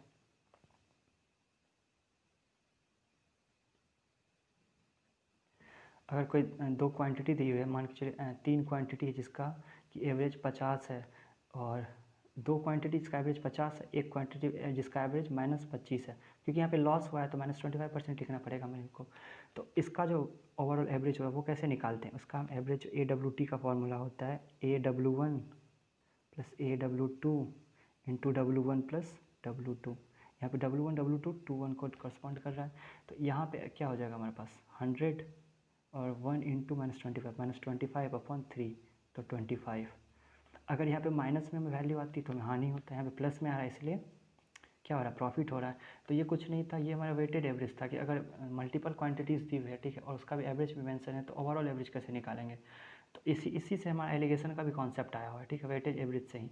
तो हम एलिगेशन लगा के भी निकाल सकते थे, या डायरेक्ट ये फॉर्मूला लगा के भी निकाल सकते थे, या फिर बेसिकली अपना IQ का यूज़ करके डायरेक्टली हम देख के आंसर ले सकते थे कि अगर हाँ 80 और 40 है तो 2:1 हुआ, तो 100 प्रॉफिट हो रहा है, -25 और 75/325 का प्रॉफिट होगा। तो इसको हम इतना फास्टली कर सकते थे। तो प्रॉफिट एंड लॉस मैं अपने इस चैनल पे जो भी इंपॉर्टेंट कॉन्सेप्ट अर्थमेटिक का वो सारे करवाने वाला हूँ, तो आप सभी इसको सब्सक्राइब जरूर कर ले, क्योंकि फर्दर जो भी वीडियोस आएंगे आप तक पहुँचे, और बेल आइकन को भी जरूर प्रेस कर लीजिएगा, ताकि आपको आई होप कि आपको मज़ा आ रहा होगा, आपको बहुत कुछ नया सीखने को मिल रहा है। और ऐसे ही अगर आप चाहते हैं कि आपको मैं ढेर सारे वीडियोस, तो मैं एनटीपीसी का भी जितने भी प्रीवियस ईयर के क्वेश्चन हैं, मैथ्स हो, मैथ्स कंप्लीट करने के बाद मैं रीजनिंग और उसके बाद साइंस का भी पोर्सन कवर करूँगा, तो आप इस चैनल को सब्सक्राइब कर सकते हैं। अगले क्वेश्चन की तरफ बढ़ते हैं। एक और बहुत ही आसान सा क्वेश्चन, ये आई थिंक सब्सट्रैक्शन का क्वेश्चन, अलजेब्रिक सब्सट्रैक्शन का, ठीक है। कुछ नहीं करना है, इसमें डिवाइड कर, यहाँ पे स्मॉल भी होना चाहिए, ठीक है, स्मॉल भी होना चाहिए। ये वेरिएबल डिफर नहीं करना चाहिए, ठीक है, क्योंकि वेरिएबल में पता है कि फिक्स नहीं होता, ऊपर से यहाँ पे A+B है, यहाँ पे कैपिटल भी दिया हुआ था, तो यहाँ पे स्मॉल भी होना चाहिए, तो प्रिंटिंग मिस्टेक है, सॉरी। तो यहाँ पे मैं क्या वैल्यू दी हुई है, A+B की वैल्यू -2 दी हुई है, A - B की वैल्यू क्या दी हुई है 12 दी हुई है। हमें निकालना क्या है, B निकालना है, तो हम क्या करेंगे सब्सट्रैक्ट कर देंगे, यहाँ पे साइन चेंज होकर प्लस हो जाएगा, यहाँ पे माइनस हो जाएगा, तो 2B की वैल्यू क्या आ जाएगी -14, तो B की वैल्यू क्या आ जाएगी -7। कुछ नहीं करना था, इसमें सब्सट्रैक्ट कर देना था और आंसर आ जाता हमें, ठीक है। एक और बहुत ही आसान क्वेश्चन, 12 मीटर लंबी छड़ को 25 बराबर भागों में काटा जाए तो प्रति भाग की लंबाई कितनी होगी। यहाँ पे मैं कन्फ्यूज़न हो रही है, तो मीटर में ऑप्शन है, सेंटीमीटर में, मिलीमीटर में, सेंटीमीटर में, तो इसको कैसे करेंगे, हम क्या करेंगे, सिंपली कुछ नहीं करेंगे, 12 मीटर को हम कन्वर्ट कर लेंगे सेंटीमीटर में, तो ये कितना होगा 1200 सेंटीमीटर, और इसको हम डिवाइड कर देंगे 25 से। अगर ये पे ईजिली कट जा रहा है तो हमें कुछ करने की ज़रूरत नहीं। अगर यहाँ पे भी देखते हैं कि पॉइंट में आ रहा है, तो क्या करते हैं, इसको फर्दर में डिवाइड कर लेते हैं, ठीक है। लेकिन हमें करने की ज़रूरत नहीं है, क्योंकि ये ईजिली इससे कैंसिल आउट हो रहा है। तो ये कितना टाइम्स जा रहा है 4 टाइम्स 100, 20 8 48 सेंटीमीटर, आंसर हो गया। इस क्वेश्चन में कुछ नहीं था, आई होप कि आप समझ गए होंगे। मूविंग फर्दर, अगला क्वेश्चन क्या कह रहा है, मैं इसको ऊपर कर लेता हूँ। अगले क्वेश्चन में कह रहा है कि एक रेलगाड़ी 80 किलोमीटर प्रति घंटे की रफ्तार से चलती है, रेलगाड़ी की लंबाई 400 मीटर है, तो वो एक बिजली के खंभे को पार करने में कितना समय लगेगा? तो आपको पता होगा कि अगर रेलगाड़ी को किसी बिजली के खंभे को पार करने का मतलब क्या होता है कि उसको खुद के डिस्टेंस को कवर करना, ठीक है। तभी ना, मान के चलिए जितनी बड़ी रेलगाड़ी है वो किसी बिजली के खंभे को कैसे पार करेगी? वो यहाँ से यहाँ अगर इसको क्रॉस करती है तो पूरे को क्रॉस करेगी, जब उसकी पूरी लंबाई पूरी कवर अप हो जाएगी। तो कोई भी ट्रेन जो है वो इस खंभे को पार करने का मतलब है कि वो अपनी लंबाई को कितने देर में ट्रेवल करती है, ठीक है। तो अपनी लंबाई को कितने देर में ट्रेवल करेगी, तो हमें क्या है, मीटर में है, और यहाँ पे स्पीड कितना है, 80 किलोमीटर प्रति सेकंड, ऑप्शन सेकेंड में। तो हम क्या करेंगे, पहले स्पीड को 80 किलोमीटर पर आवर को मीटर पर सेकेंड में चेंज कर लेंगे। तो ये क्या हो जाएगा, 80/5:18, ठीक है, मीटर पर सेकेंड। अब हमें कुछ नहीं करना है, हमें क्या करना है कि टाइम पूछ रहा है, टाइम इक्वल्स टू क्या होता है, डिस्टेंस अपॉन स्पीड। डिस्टेंस क्या है हमारे पास, 400 मीटर। स्पीड क्या है हमारे पास, 80 × 5, और ये 18 ऊपर चला जाएगा, ठीक है। ये क्या हो जाएगा, 5 टाइम्स, 5 टाइम्स, ये 5 और ये 5 कैंसिल, तो इसमें क्या बचेगा, 18 सेकेंड्स इसका आंसर होगा। कुछ नहीं किया हमने, पहले किलोमीटर पर आवर को मीटर पर सेकेंड में कन्वर्ट कर लिया, फिर distance, time equals to distance upon speed का फॉर्मूला लगा दिया, और हमें आंसर आ गया 18 सेकेंड। आई होप कि आप ये समझ के होंगे। मूविंग फर्दर अगले क्वेश्चन की तरफ देखते हैं। एक और एवरेज से क्वेश्चन है, इसको भी हम 2 मेथड से करेंगे। पहले जो नॉर्मल तरीका है, ठीक है, जो बेसिक मेथड है उसको बताएंगे, उसके बाद आपको बताएंगे कि कैसे बिना आप पेन पेपर का यूज़ किए इसको भी आप आसानी से सॉल्व कर सकते हैं। तो इस सवाल में क्या कह रहा है कि जो विभिन्न प्रेक्षणों का माध्य 17.5 है, तो एक मीन जो है उसका वैल्यू 20 है और जोड़ा जाता है, तो इसका नया माध्य कितना होगा? तो बहुत ही आसान है कि पहले 4 का मीन कितना है, 17.5, तो इसका सम कितना होगा, इससे गुणा कर देंगे, ठीक है। इसका सम कितना हो जाएगा, 70। अब क्या करा, एक नया ऐड किया जा रहा है, मतलब 5 की वैल्यू कितनी आ गई, 70 + 20 90 हुआ। तो एवरेज पूछ रहा है, एवरेज क्या करेंगे, इसको 5 से डिवाइड कर देंगे, 18 आ गया, 18 आंसर। कुछ नहीं था इस सवाल में, कुछ नहीं करना था कि हमें दिया हुआ पहले 4 का एवरेज 17.4 है, ठीक है। तो अगर एवरेज 17.4 है तो 4 का सम क्या होगा, 17.5 सॉरी 17.5 × 4 70 होगा, ठीक है। लेकिन इसमें बोल रहा है कि 5वां नंबर आ रहा है, ठीक है, 20 जिसकी वैल्यू है, तो फिर 20 जोड़ने के बाद उसका एवरेज क्या होगा, तो 70 में 20 होएगा 90, और 90 5 संख्या का सम है, तो एवरेज क्या होगा, 18। अब मैं आपको बता रहा हूँ कि कैसे आप इसको बिना पेन का यूज़ किए कर सकते थे, ठीक है। हमें क्या बोल रहा है कि 17.5 है 4 का एवरेज, अगर 5वां नंबर भी 17.5 लेके आता, ठीक है, तो एवरेज को कोई फ़र्क पड़ता नहीं पड़ता, लेकिन 5वां नंबर जो 20 लेके आ रहा है, ठीक है, तो 17.5 लेके आया, ठीक है, 17.5 इसने कंट्रीब्यूट किया, एवरेज कितना रह गया, 17.5 रह गया, लेकिन एक्स्ट्रा जो 2.5 बचा, ये 2. एवरेज का मतलब क्या होता है, मैथमेटिकली एवरेज जो होता है वो सब में इक्वल भाग में बट जाना होता है। तो अब जो 2.5 का सरप्लस क्रिएट हो रहा है, तो वो जो 2.5 है वो सभी में इक्वली डिवाइड हो जाएगा। तो इसको हम क्या करेंगे, 5 से डिवाइड करेंगे, ठीक है। तो ये क्या आएगा, 0.5। तो 17.5 तो ओवरऑल एवरेज होगा ही सबका मिला के, लेकिन 2.5 जो एक्स्ट्रा था वो 0.5 का एवरेज का सरप्लस क्रिएट कर रहा है, तो ये इसमें ऐड होगा, तो ओवरऑल एवरेज जो होगा वो 18 हो जाएगा, ठीक है। वो समझ में आ गया आई होप कि अगर 5वां नंबर 17.5 लेके आता तो हमारा एवरेज भी 17.5 होता है, लेकिन 5वां नंबर 20 लेके आ रहा है, मतलब 2.5 एक्स्ट्रा लेके आ रहा है, और एवरेज का मतलब होता है कि सब में बराबर भाग में बंटना। तो अब जो है सब में बराबर भाग में, ढाई कितने में बचेगा, 0.5 में, तो 0.5 एक्स्ट्रा मतलब सबको जाएगा, तो एवरेज कितना हो जाएगा, 18 हो जाएगा। तो आई होप कि आप समझ गए होंगे, बहुत ही आसान सा कॉन्सेप्ट है। एवरेज बहुत ही इंटरेस्टिंग टॉपिक है, आप इसको मतलब बिना पेन उठाए मैक्सिमम सवाल को मैंने पहले भी बताया था कि आप कर सकते हो, और इसको करने में मज़ा भी आता है। अगला सवाल क्या कह रहा है कि 4750 रुपये उसकी बिक्री पर 12% की छूट दी जाती है, ठीक है, और दुकानदार जो है उस घड़ी को 3850 रुपये में ख़रीदा है, तो उस पर लाभ कितना होगा, ठीक। तो बहुत ही आसान सवाल, एक प्रॉफिट लॉस का एक और, कि हमें बोल रहा है कि 4750 रुपये MRP है, ठीक है, उसमें 12% की छूट दी जाती है। एक दुकानदार खरीद के कितना मिलाता है, CP हमें दिया हुआ है कि 3850, और MP हमें दिया हुआ है कि 4750 है। तो अब हमें क्या बोल रहा है कि 12% की छूट दी जाती है, ठीक है। तो 12% की छूट दी जाती है का मतलब क्या हुआ, 12% का फ्रैक्शनल वैल्यू क्या होता है, 3/25 मतलब क्या, अगर 25 MP है तो 3 का डिस्काउंट दे रहा है तो SP कितना हो रहा है, 22 हो रहा है। तो हमें निकालना पहले SP है, उसके बाद हमें प्रॉफिट निकालना होगा, ठीक है। तो हम क्या करेंगे ना, यहाँ पे हमें दिया हुआ है कि 25 की वैल्यू दी हुई है 4750 और हमें निकालना है 22 का वैल्यू, ठीक है। पहले मैं इसको इरेज कर देता हूँ।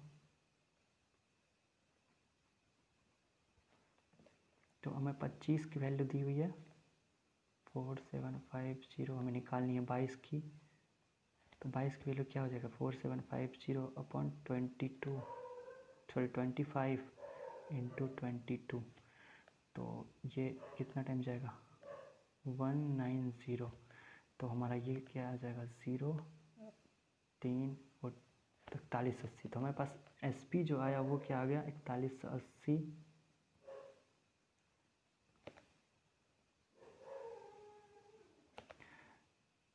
CP दिया हुआ है हमें, CP हमें दिया हुआ 3850। तो हमें प्रॉफिट कितना का होगा, 330 का, ठीक है। प्रॉफिट जो होगा हमें 330 का होगा। आई होप कि इसमें आपको कोई परेशानी नहीं होगी, सवाल आपको समझ में आ गया कि हमें 47 से 50 MP दिया हुआ है, ठीक है। हमने क्या किया, 12% की छूट दी जाती है, तो 12% को हमने फ्रैक्शन में चेंज किया तो 3/25 आया। तो 3/25 आया, तो MP जो हमें है वो 25 है और डिस्काउंट 3 है, तो SP क्या हो जाएगा, 22। तो 25 की वैल्यू 27 से 50 है, तो 22 की वैल्यू हमने निकाल लिया, वो हमारा SP हो गया। और CP में पता है 3850 है, तो प्रॉफिट 330 का हो गया। अगले क्वेश्चन की तरफ बढ़ते हैं। ट्रिगोनोमेट्री से एक बहुत ही आसान सा सवाल, आप सभी को पता होगा ये फॉर्मूला कि sec square theta minus tan square theta बराबर क्या होता है, 1 होता है। तो इसको हम कैसे लिख सकते हैं, sec theta plus tan theta, sec theta minus tan theta बराबर 1। इसको मैंने पहले कैसे, तो A square minus B square के फॉर्मूला पे, ठीक है। तो हमें sec theta minus tan theta की वैल्यू दी हुई है, इसकी वैल्यू दी हुई है 1/3 और इसका वैल्यू पूछा है। तो 1/3 उस साइड जाएगा तो क्या होगा, 3 हो जाएगा। तो sec theta plus tan theta की वैल्यू क्या हो जाएगी, 3 हो जाएगी। बहुत ही आसान सा सवाल था, इसमें कुछ करना ही नहीं था, ये फॉर्मूला आपको पता है तो आप आसानी से सवाल कर लोगे। अगला क्वेश्चन, ये तो उससे भी ज़्यादा आसान है, बहुत ही आसान, इसमें कुछ करना ही नहीं है। पूछ रहा है साइन थीटा बराबर डैश इंटू कॉस थीटा। तो हमें सबसे पहले सोचना होगा कि कॉस थीटा में क्या मल्टीप्लाई करेंगे कि साइन थीटा में आ जाएगा, ठीक है, साइन ए आ जाएगा। तो हम जानते हैं साइन ए से मल्टीप्लाई करेंगे तो नहीं होगा, टेन ए से मल्टीप्लाई करेंगे तो टेन ए हमें पता है क्या होता है, sign A upon cos A. तो कॉस ए से कॉस ए कैंसिल आउट हो जाता, ठीक है, बचता क्या, साइन है। तो आंसर क्या होता है, टेन है। कॉट ए नहीं होगा, कॉट ए नहीं होगा क्योंकि वो cos A upon ten sign ए होता है। तो कॉस स्क्वायर अपन साइन ए हो जाता, नहीं होगा। कॉट कॉस ए क्या हमें पता है 1/sin ए होता है, ठीक है। तो कॉस ए अपन साइन ए भी टेन ए बन जाता, तो हमें आंसर क्या होगा, टेन ए होगा। बहुत ही आसान सा क्वेश्चन, इसमें कुछ सोचना ही नहीं था। साइन ए आपको देखते ही फ्लैश होगा कि टेन ए का value sign A upon cos A होता है, कॉस ए से cos A cancel out, sign ए होगा आंसर। अगले क्वेश्चन की तरफ जानते हैं, बढ़ते हैं। 3 अंकों की सबसे बड़ी संख्या कौन है जो 25 30 से पूरी तरह से विभाजित होती है। तो इसमें पहले क्या करना होगा, हमें एलसीएम निकालना होगा, 15 25 और 30। इसका जो एलसीएम होगा, ठीक है, इसका जो एलसीएम होगा जी कितना होगा, हमें देखना होगा। 15 25 का एलसीएम हमें 60 होगा, 60 और 60 नहीं होगा, एक सेकेंड, 15 25 और 30 का हम निकाल लेते हैं। 25 30 150 होगा, तीनों का एलसीएम 150, ठीक है। तो 150 पूछ रहा है हमें 3 अंकों की सबसे बड़ी संख्या, तो 150 तो 3 अंकों की सबसे बड़ी संख्या नहीं है। तो अब जो भी होगा नंबर वो क्या होगा, 150 के मल्टीपल में होगा, ठीक है, क्योंकि ये मिनिमम संख्या जो इस तीनों से कटती है। अब अगला संख्या जो होगा वो इस 150 का मल्टीपल और गुणज होगा, तो संख्या जो होगा वो क्या होगा हमारा 150 के टर्म में होगा, ठीक है। तो अगर हम वहाँ पे 1 लेते हैं तो 150 आएगा, 2 लेते हैं तो क्या आएगा 300 आएगा, ठीक है, 3 लेते हैं तो क्या आएगा 450 आएगा, ठीक है। ऐसे ही करते करते अगर हम 6 लेते हैं तो क्या आएगा, हमें 6 लेते हैं तो हमें क्या आएगा 900 आएगा। 7 लेते हैं तो 10050 आएगा, ये 4 डिजिट का बन जाता है, ठीक है। तो हमें 3 डिजिट का सबसे बड़ी संख्या लेना था, तो वो क्या होगा 900 होगा, जो कि 15 25 और 300 से ईजिली कट जाए। आई होप कि आपको समझ में आएगा। कुछ नहीं, अगर हमें ये छोटी से छोटी संख्या पूछा जाता 15, 25, 30 से कटती वो 150 होगा, लेकिन पूछ रहा है 3 अंकों की सबसे बड़ी संख्या। अब जो भी ये संख्या 15, 25 से कटती होगी वो 150 के मल्टीपल में होगी। तो हमें पता है कि 3 अंकों की सबसे बड़ी संख्या क्या है, 999 है। तो इसके नज़दीक ये 150 का मल्टीपल क्या होगा, 150 का मल्टीपल क्या होगा, 900 होगा। तो 900 ही इसका आंसर होगा। आप लोगों को समझ में आ गया। अगले क्वेश्चन की तरफ बढ़ते हैं। एक DI का क्वेश्चन है, ठीक है। DI का क्वेश्चन क्या बोल रहा है कि 1200 छात्रों को उनके आगमन वाहनों पर पूछा गया तो प्रश्न निम्न द्वारा दर्शाएगा कि दी गई सूचना के आधार पर ज्ञात करके कितने छात्र कार द्वारा विद्यालय आते हैं। हमें कुछ डेटा दिया हुआ, ठीक है। टोटल बताया जा रहा है कि 360 डिग्री, यहाँ पे हम देख पा रहे हैं कि 360 डिग्री है। 360 डिग्री की वैल्यू 1200 दी हुई है। तो हमें क्या पूछ रहा है कि कितने छात्र कार द्वारा आते हैं, ठीक है। कार से 150 डिग्री आता है, ठीक है। तो अगर 360 की वैल्यू हमें दी हुई है 1200, ये सारे हम एंगल को ऐड करेंगे पाई चार्ट में। सारे एंगल का सम क्या होता है, 360 होता है, क्योंकि सर्कल का एंगल भी तो 360 होता है ना। तो 360 का वैल्यू 1200 है, ठीक है। 1200 है तो एक का वैल्यू 360। तो हमें पूछ कितना का है, कार का 150 डिग्री, ठीक है। तो ये इससे कैंसिल आउट हो जाएगा, ये 36, इससे 6 टाइम्स, 12 से काट लेते हैं, 10 टाइम्स, 3 टाइम्स, 5 टाइम्स, यहाँ पे 100 टाइम्स आएगा ना। तो 500 आंसर होगा, ठीक है। कैसे किया हमने, 360 का वैल्यू कितना दिया हुआ था हमें, 1200 दिया हुआ था। एक का वैल्यू ये आ जाएगा, 150 का वैल्यू क्या आ जाएगा, 150 डिग्री का वैल्यू 1200 अपन 360 इंटू 150। तो इससे आंसर क्या आ रहा है, 5 सारा। बहुत ही आसान क्वेश्चन था, एक सिंपल सा पाई चार्ट का क्वेश्चन है। आई होप कि आपको समझ में आ गया होगा। अगले क्वेश्चन की तरफ बढ़ते हैं, ठीक है। इसमें एक हमें बोल रहा है कि पाई चार्ट दिया गया है जो कि छात्र द्वारा वाद्य यंत्रों को प्रदर्शित किया, मतलब म्यूजिकल इंस्ट्रूमेंट छात्र चलाते हैं, ठीक है। एक ये परसेंटेज में वैल्यू दी है। तो यहाँ पे हमें परसेंटेज में दी हुई, तो वो टोटल परसेंटेज में कितना काउंट करना होगा, 100, ठीक है। अगर ये हमें डिग्री में दिया होता तो टोटल डिग्री में कितनी काउंट करनी होती है, 360। आप समझ गए होंगे। तो यहाँ पे परसेंटेज में दिया हुआ है तो हम क्या करेंगे, वैल्यू काउंट करेंगे, परसेंटेज में करें, 100% को लेंगे। टोटल जो लेंगे हमें 100% लेंगे, ठीक है। तो पूछ रहा है वायलिन से संबंधित सेक्टर का कोण कितना है। तो हम यहाँ पे देख रहे हैं 16%। तो अब जो है हमें 100% की वैल्यू क्या दी हुई है, 360। एक की वैल्यू क्या आएगी, 3.6 आएगी कि नहीं। 1% की वैल्यू हमें पूछ कितना है, वायलिन का वैल्यू परसेंटेज कितना है, 16%। तो 16% की वैल्यू क्या आ जाएगी, 3.6 इंटू 16। तो ये कितना आएगा हमारा, हम देख पा रहे हैं कि जो भी आएगा 48 से बड़ा आएगा। तो 48 से बड़ा एक ही ऑप्शन में दिख रहा है, 57.6। इसको हम डायरेक्टली बना सकते हैं। इसको आप मल्टीप्लाई भी करेगा तो देखोगे कि 57.6 ही आंसर आएगा, ठीक है। आई होप कि आपको समझ में आ गया होगा। यहाँ पे सिंपली हमें 100% की एक डेटा दी हुई थी, ठीक है। और उससे पूछा था कि वायलिन से कितना एंगल होगा। तो ये जो एंगल सर्कल का होता है, पाई चार्ट में होता है, 360 डिग्री होता है। तो 100% जो है 360 को कॉरस्पॉन्ड कर रहा है, ठीक है। तो 16% जो है वो कितने डिग्री को करेगा, 57.6 डिग्री को करेगा, ठीक है। अब नेक्स्ट क्वेश्चन की तरफ चलते हैं। उसी क्वेश्चन में बोल रहा है कि अगर 300 छात्र हैं तो तबला बजाने वाले में बीना बजाने वाले कुछ का अंतर कितना है। तो सबसे पहले तो हम देखते हैं कि तबला बजाने वाले कितना है, 29% है,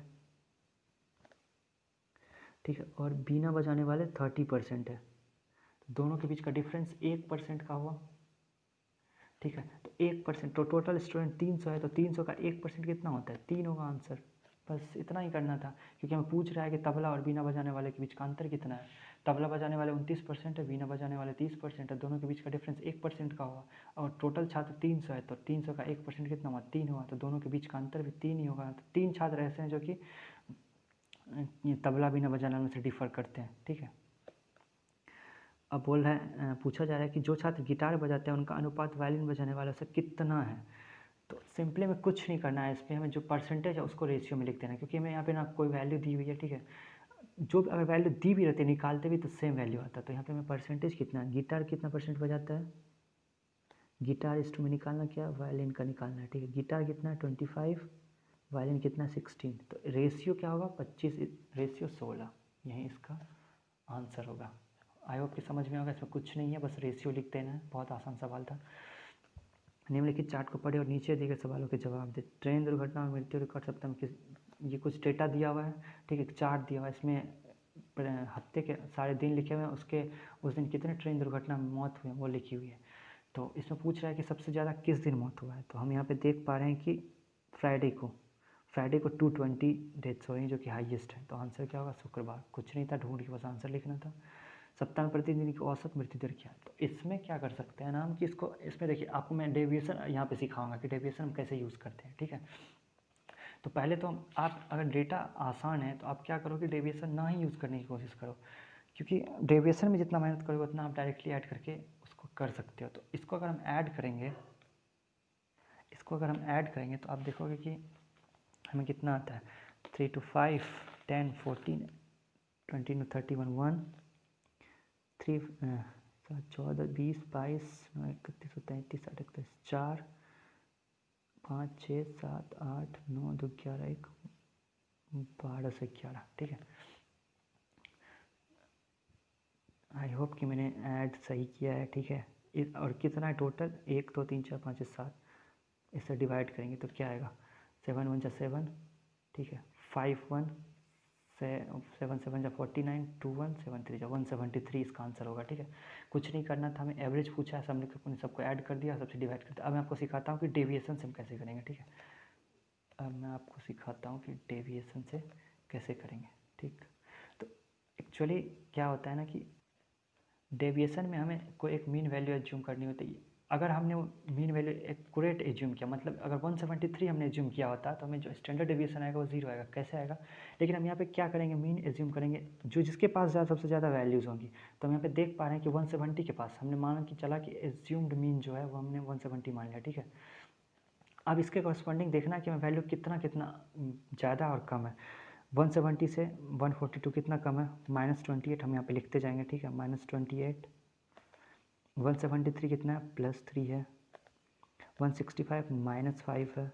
124 कितना है? 26 और 30 -56 है, ठीक है। 26 और 30, ओके, आई एम राइट। और नेक्स्ट 198, 28 ज़्यादा है, प्लस में लिखेंगे। 220 कितना? +50 है। और 189 कितना? +19 है। तो यहाँ पे +18 -18 कैंसिल आउट हो गया। अब हम देखते हैं प्लस की वैल्यू मेरे पास कितना है, 61, ओके, आई एम राइट। -61 हो गया। प्लस की वैल्यू देखते हैं, 3, 53, 72। तो ओवरऑल अब जो हमें डेविएशन दे रहा है कितना दे रहा है? +21 का दे रहा है। तो हमने माना कितना था? मीन 170 माना था, लेकिन फिर भी 21 का सरप्लस क्रिएट हो रहा है। और मैंने बताया कि एवरेज जो होता है वो मैथमेटिकली ये होता है कि सबको इक्वल में पार्ट में देना होता है। तो अब 21 है, 7 आदमी है, तो सबको कितना सॉरी, यहाँ पे 7 दिन है, 7 दिन में इक्वली डिस्ट्रीब्यूट होगा। 71 ज़्यादा एक्सीडेंट हो रहे हैं, तो +21/7, तो ये 3 आ जाएगा। तो ये फाइनली जो आएगा ये क्या आ जाएगा? एवरेज हमारा 173 आ जाएगा। तो हम यहाँ पे स्टैंडर्ड डेविएशन का यूज़ ऐसे करते हैं, ठीक है। डेविएशन का एक्चुअली यूज़ ऐसे करते हैं इससे, ये एक्चुअली आपका डेटा आसान है, यहाँ पे उतना ही मेहनत करना पड़ रहा है हमको, ठीक है, क्योंकि डेटा छोटा है। लेकिन अगर डेटा बड़ी होती तो वहाँ पे डेविएशन बहुत काम करता है कि जो भी नियरेस्ट वैल्यू होता है जिसमें ज़्यादा अकरेंस हो रही है वैल्यूज़ की, वहाँ पे हम उसका मीन एज्यूम कर लेते हैं, उसके अकॉर्डिंग डेविएशन चेक कर लेते हैं, ईजिली हमारे वहाँ पे एवरेज आ जाता है।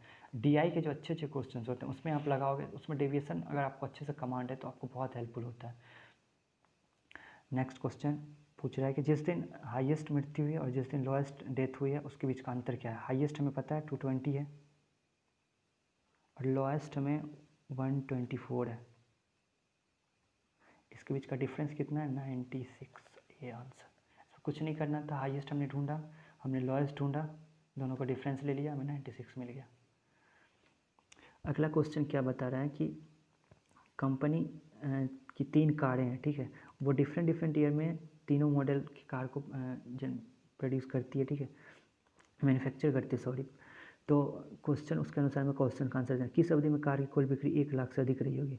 तो हमें तीनों को ऐड करके देखना होगा। 19, 41, 60 नहीं हो रहा है, 17, 15 नहीं हो रहा है, 68, 21, 99, 98 समथिंग हो रहा है, लेकिन तो भी वो 1 लाख से अधिक नहीं हो रहा है, ठीक है, एग्जैक्टली 1 लाख हो रहा है शायद। और 2011 से 15 में 1 लाख से क्लियरली दिख रहा है, ये दोनों को ही ऐड करने पे 1 लाख से ज़्यादा आ रहा था, मेरे को सोचना ही नहीं था। 2011 से 2015 के बीच कंपनी ने 1 लाख से ज़्यादा कार को प्रोड्यूस किया है, ठीक है। अगला क्वेश्चन क्या कह रहा है ना कि 2011-15 की अवधि में मॉडल्स 1-2 की बिक्री का हिस्सेदारी कितना अंतर है। तो हमें सबसे पहले निकालना होगा 2011 से 15 के बीच में टोटल कार कितनी है। तो हम इस 2011 से 15 के बीच तीनों को ऐड करेंगे तो हमारे पास जो वैल्यू आएगी वो आएगी 1,18,025।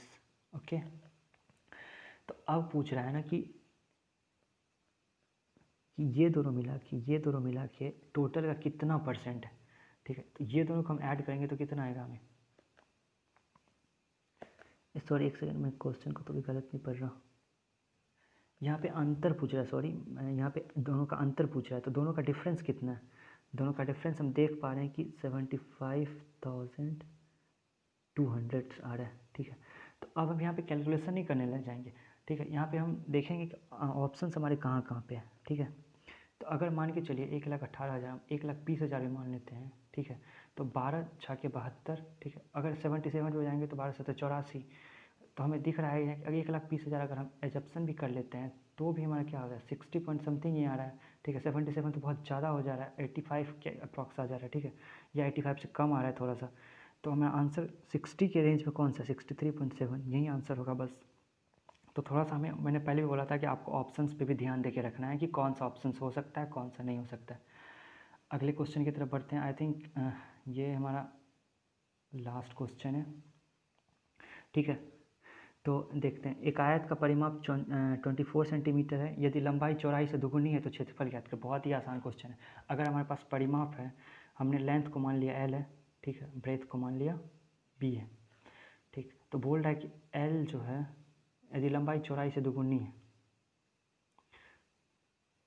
ठीक, L = 2B। अब हमें क्या पूछ रहा है कि यहाँ पे हमें 2 इंटू, अब ये लंबाई चौड़ाई से दुगुनी है, ठीक है। तो हमें L + B की वैल्यू क्या दी हुई है 24 दी हुई है। तो यहाँ पे L + B हमें साफ दिख रहा है कि ये 2B + 2B 3B 6B, B की वैल्यू क्या आ जाएगी यहाँ पे 2 × 12 आ गया, 12 आ गया 3, तो B की वैल्यू क्या आ जाएगी 4 आ जाएगा। अगर B का 4 आ जाएगा तो L क्या आ जाएगा 8 आ जाएगा, ठीक है। L 8 आ जाएगा तो एरिया क्या आ जाएगा 32 स्क्वायर सेंटीमीटर। यहाँ पे मैंने यहाँ पे डायरेक्टली किया कि L + B है तो B 2B, यहाँ L की जगह 2B + B 3B आ गया, ये 2 से आ जाएगा 12, तो 3B की वैल्यू 12, तो B की वैल्यू 4 हो जाएगी। तो लेंथ क्या है, लेंथ 2B है तो 8 आ जाएगा, तो एरिया क्या हो जाएगा 8 × 32। कुछ नहीं करना था, बस इसमें बेसिक फार्मूला जो था वो लगाया और आइडिया आ गया। बहुत ही आसान क्वेश्चन था एक मेंसुरेशन से। और इस सेशन का आई थिंक ये लास्ट क्वेश्चन है, जी हाँ ये लास्ट क्वेश्चन है, इसको देखते हैं।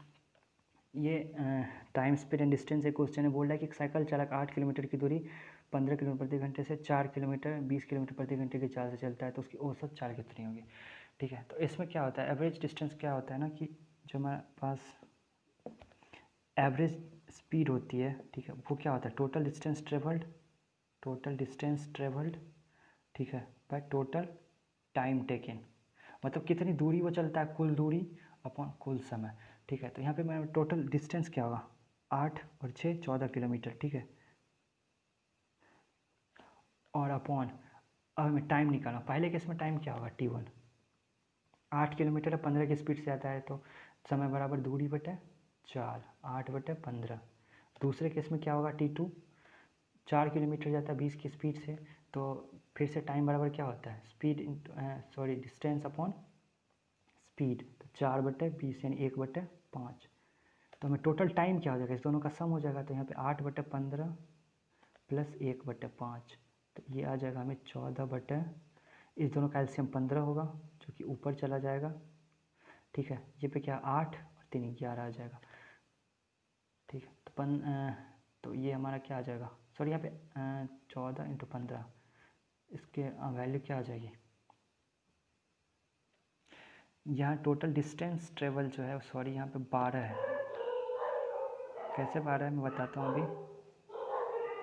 यहाँ पे 8 किलोमीटर है पहले केस में, दूसरे में 4 किलोमीटर है, तो दो टोटल डिस्टेंस क्या होगा, 8 4 12 ही होगा, मैं यहाँ पे 14 लिख रहा था, ठीक है। तो ये कितना हो जाएगा 180/11। तो फाइनली इसका वैल्यू क्या आ जाएगा 11 का 11, ठीक है, 7 0 11 छः 66।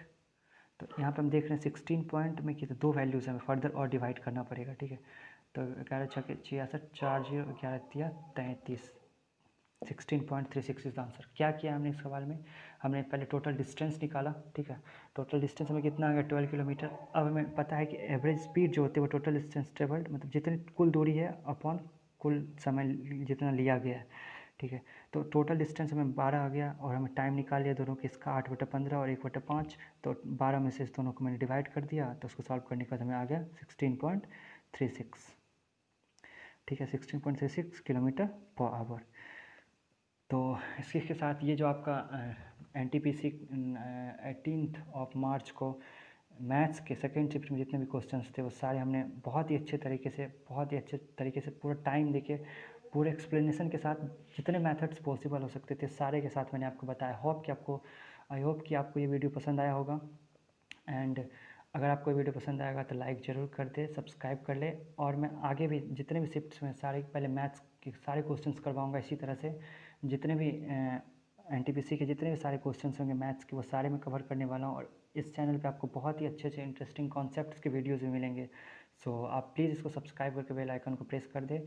And thank you for watching, please do subscribe share.